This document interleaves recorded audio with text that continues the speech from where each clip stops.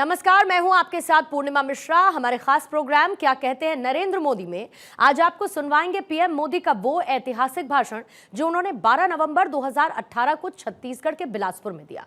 अपने भाषण में प्रधानमंत्री ने कहा कि हमारे पास विकास का मजबूत इतिहास है जिसे हर तराजू पर तौला जा सकता है, हर मापदंड से नापा जा सकता है। हमने हर कसौटी पर विकास के मुद्दे पर परिणाम हासिल किए और उस विकास के इतिहास की ताकत यह है कि आज उज्जवल भविष्य का विश्वास पैदा हुआ है। भाइयों बहनों, ये हमारा छत्तीसगढ़, ये हमारा बिलासपुर है, हमारा कोरबा है, सारा इलाका एक प्रकार से छत्तीसगढ़ तो हमारे हिंदुस्तान का धान का कटोरा है। और यहां दाखिल होते ही दुबराज चावल, उसकी याद आना ये बहुत स्वाभाविक है। ये काले सोने पर बैठी हुई छत्तीसगढ़ की सपनों की इमारत, मैं कल्पना कर सकता हूं कि यहां के ऊर्जावान नौजवान किस प्रकार से इस काले सोने के द्वारा न सिर्फ छत्तीसगढ़ को, पूरे हिंदुस्तान को ऊर्जा भी दे रहे हैं, रोशनी भी दे रहे हैं। ये कमाल इस धरती ने करके दिखाया है।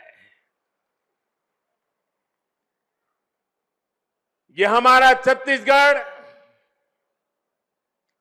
ये संत परंपरा की भूमि है।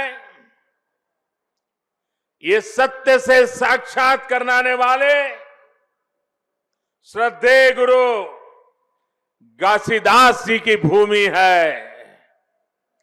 ये धरती सतनाम परंपरा की जन्मस्थली है। संत कबीर का संदेश, मैं तो काशी से एमपी हूं। पिछले दिनों उनके समाधि स्थल पर गया तो यहां छत्तीसगढ़ से भी संत कबीर की परंपरा के सारे लोग वहां पहुंच गए। गुजरात में भी नर्मदा के तट पर कबीरवड़ है। जब मैं मुख्यमंत्री था, देश भर के संत कबीर परंपरा के लोगों का एक राष्ट्रीय बड़ा अधिवेशन किया था। समाज के छोटे से तबके को भी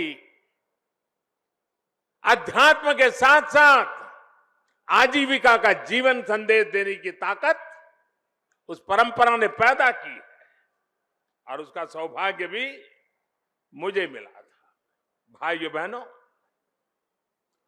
भारतीय जनता पार्टी एक ही मंत्र लेकर के राजनीति को नई दिशा देने में सफल हुई है। इस देश में सन 52 से अनेक चुनाव हुए, लेकिन हर चुनाव जाति बिरादरी के नाम पर लड़ा गया,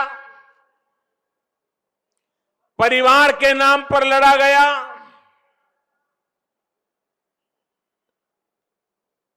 मेरे तेरे के बंटवारे कर करके लड़ा गया, गांव और शहर को बांट करके लड़ा गया, अमीर और गरीब की खाई पैदा करके लड़ा गया।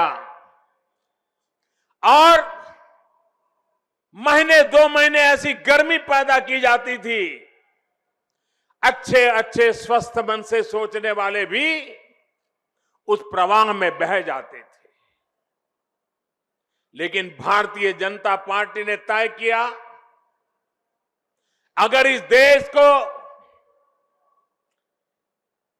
हमारे आजादी के दीवानों के सपनों जैसा पूरा बनाना है, देश को विकास की ऊंचाइयों पर ले जाना है, समृद्धि की तरफ ले जाना है, देश को गरीबी से मुक्त करना है, गांव गरीब के लोगों को उनका हक दिलाना है तो देश को जात पात के बंटवारे से बाहर लाना पड़ेगा, ऊंच नीच के भेदभाव से ऊपर उठाना पड़ेगा। और इसलिए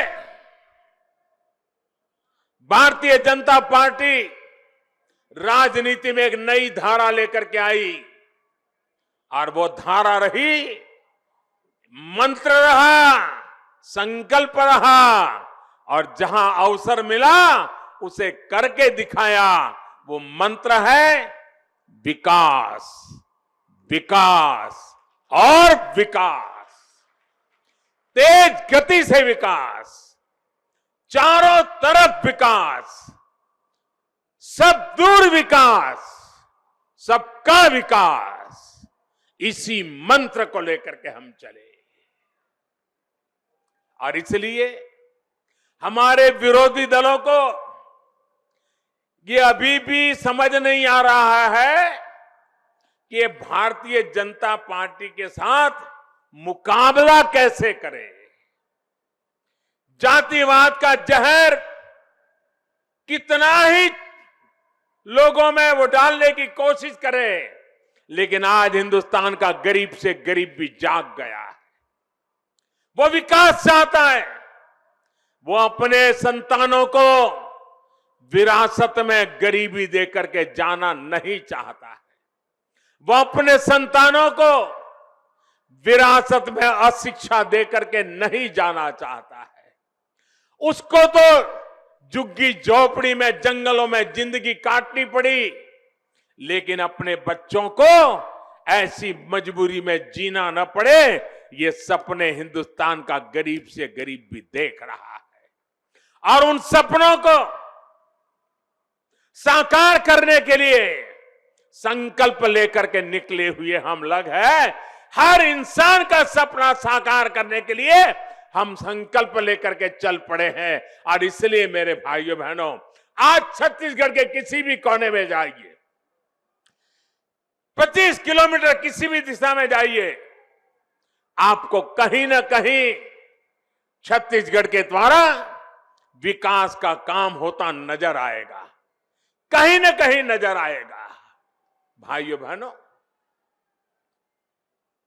हमारे पास विकास का मजबूत इतिहास है। हर तराजू पर तोला जा सकता है, हर मानदंड से नापा जा सकता है। हमने हर कसौटी पर विकास के मुद्दे पर परिणाम हासिल किए हैं, परिवर्तन हासिल किया है। और उस विकास के इतिहास की ताकत यह है कि आज उज्जवल भविष्य का विश्वास पैदा हुआ है। ये उज्जवल भविष्य का विश्वास औरों की आलोचना करके पैदा नहीं होता है, गाली गलौज करने से पैदा नहीं होता है, अनाप शनाप भाषा बोलने से पैदा नहीं होता है।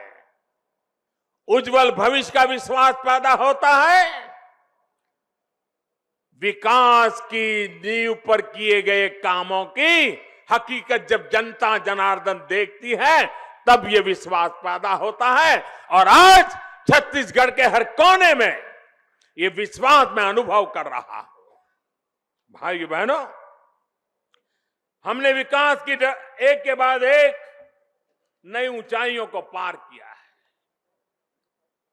लेकिन आज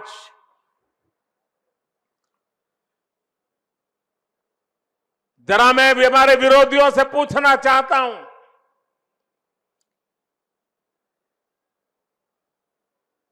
क्या कारण था जब छत्तीसगढ़ मध्य प्रदेश का हिस्सा था, तब मध्य प्रदेश भी बीमारू में गिना जाता था, तब छत्तीसगढ़ का इलाका भी बीमारू गिना जाता था, पिछड़ा इलाका गिना जाता था, विकास का नामो निशान नजर नहीं आ रहा था। 40-40, 50-50 साल तक आपने राज किया था, आपने ये दुर्दशा क्यों की थी?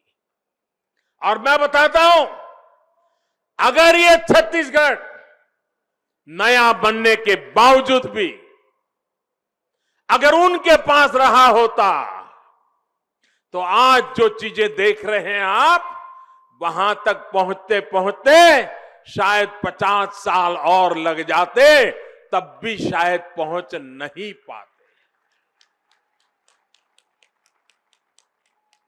और उसका कारण है उनकी राजनीति एक परिवार से शुरू होती है और उस परिवार में आकर के पूरी होती है।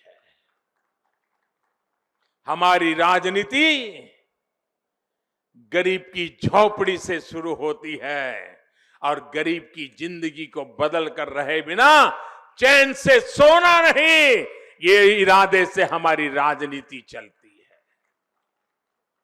और इसलिए हमने विकास को प्राथमिकता दी है। कौन है जो ये नहीं चाहता है कि उसके बच्चों को अच्छी शिक्षा मिले?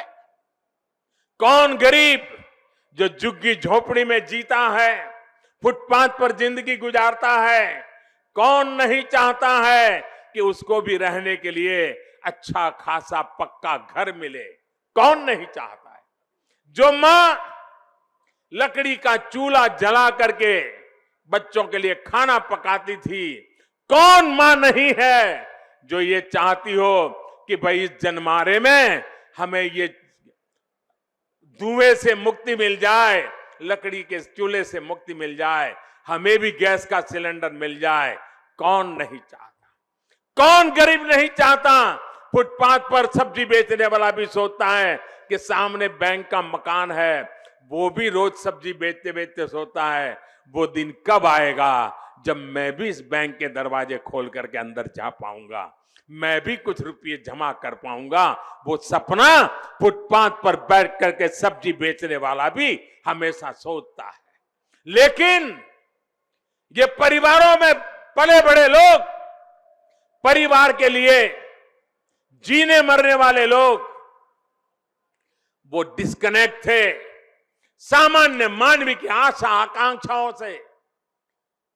सैकड़ों मील की उनकी दूरी थी और इसलिए नारे दे देते थे, लेकिन उसको पूरा करने के लिए न उनके पास नीति थी, न नियत थी, न ही कांग्रेस को कभी ऐसा नेतृत्व मिला है कि जो देश की भलाई के लिए जीने मरने की इरादे से काम करते हो। और इसलिए भाइयों बहनों, हमने करके दिखाया है और आज मैं आपसे कहने आया हूं। आप देखिए, अभी कांग्रेस ने अपना संकल्प पत्र निकाला। खैर लोगों ने ज्यादा नोटिस नहीं किया है, लेकिन उन्होंने छत्तीसगढ़ के लिए 36 पॉइंट निकाले। लेकिन वो जो प्रेस कॉन्फ्रेंस था जिसमें मैनिफेस्टो दिया गया, सभी अखबार वालों ने नोटिस किया कि छत्तीसगढ़ के लिए तो 36 पॉइंट, लेकिन वो घोषणा पत्र जारी करते समय नामदार को 150 बार सर सर सर कहा गया। 150 बार, यानी उनके लिए छत्तीसगढ़ का महत्व कम था, नामदार को यही उनके लिए सब कुछ था।